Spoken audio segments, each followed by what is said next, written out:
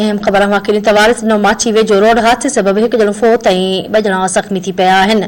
बोलू ब्रोही लाड़ वटि 2 मोटरसाइकिल में टक्कर थी पियो आहे, जंहिं सबब मोहम्मद हाशिम बुर्लो थॾे ते ई फोत थी वियो आहे, जॾहिं त औरत समेत 2 ॼणा ज़ख़्मी थी पिया आहिनि। इतलाह ते पुलिस पहुची फोतीअ जो मढ़ ऐं ज़ख़्मियुनि खे अस्पताल मुंतक़िल करे छॾियो आहे। फोतीअ जो मढ़ अस्पताल मां ज़रूरी कार्रवाई बाद वारसनि हवाले कयो वियो आहे, जॾहिं त लाश घर पहुचण ते कोहराम मची वियो आहे। पुलिस जो चवणु आहे त 2 मोटरसाइकिलुनि में टक्कर सबब एक ॼणो फोत ऐं 2 ॼणा ज़ख़्मी थी पिया आहिनि। अफ़सोसनाक ख़बर मां ॾियूं पिया वारिस नो माची वेझो रोड हादसे सबब एक ॼणो फोत ऐं 2 ॼणा ज़ख़्मी थी पिया आहिनि। बोलू ब्रोही लाड़ वटि 2 मोटरसाइकिलुनि में टक्कर थी पियो आहे, जंहिं सबब मोहम्मद हाशिम बुर्लो थॾे ते ई फोत थी वियो आहे, जॾहिं त औरत समेत 2 ॼणा ज़ख़्मी थी पिया आहिनि।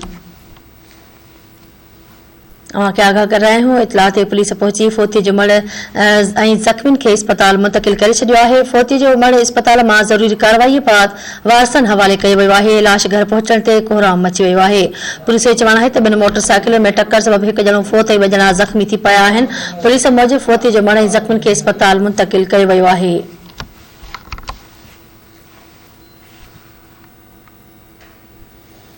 अवांखे आगाह कर रहिया आहियूं। वारिस नो माची वेझो रोड हादसे सबब एक ॼणो फोत ऐं 2 ॼणा ज़ख़्मी थी पिया आहिनि।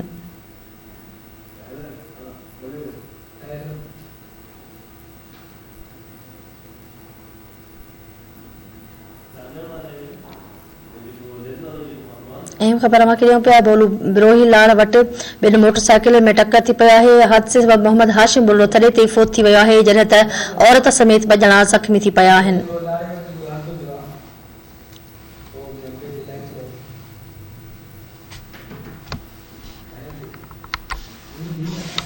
वारिस नो माची वेझो रोड हादसे सबब एक ॼणो फोत ऐं 2 ॼणा ज़ख़्मी थी पिया आहिनि।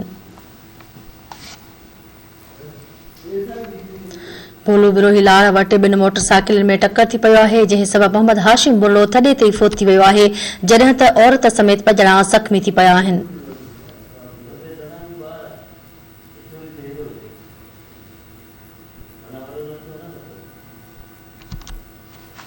अवांखे आगाह कर रहिया आहियूं। इतलाह ते पुलिस पहुची फोतीअ जो मढ़ ऐं ज़ख़्मियुनि खे अस्पताल मुंतक़िल करे छॾियो आहे।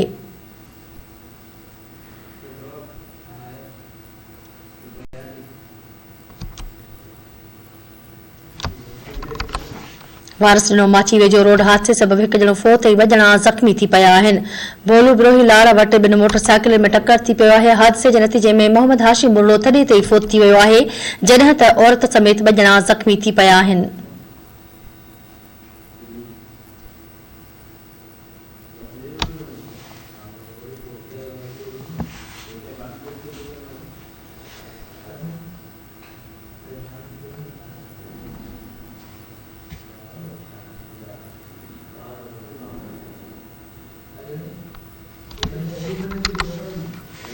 अवांखे आगाह कर रहिया आहियूं। वारिस नो माची वेझो रोड हादसे सबब एक ॼणो फोत ऐं 2 ॼणा ज़ख़्मी थी पिया आहिनि।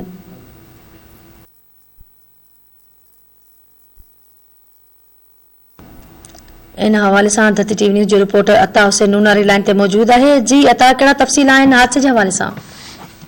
जी मासी भरिसां बोलो ब्रोही लाड़ वटां 2 मोटरसाइकिल में आमो साम्हूं ज़ोरदार टक्कर थी आहे, जंहिंजे नतीजे में हिकिड़ो ॼणो मोहम्मद हाशिम बुर्लो थॾे ते फोत थी वियो आहे ऐं रोशन अबड़ो समेत ऐं हिकु औरत समेत 2 ॼणा ज़ख़्मी थी पिया आहिनि, जिन खे ॻोठाणनि तालक अस्पताल पहुचायो आहे। फोती मोहम्मद हाशिम बुर्लो ॻोठ मेहर बुर्लो जो रहवासी ॿुधायो पियो वञे। लाश घर पहुचण ते कोहराम अची वियो ऐं ज़ख़्मियुनि खे अस्पताल मुंतक़िल कयो वियो आहे। जी, वॾी महिरबानी अता तफ़सील जे लाइ।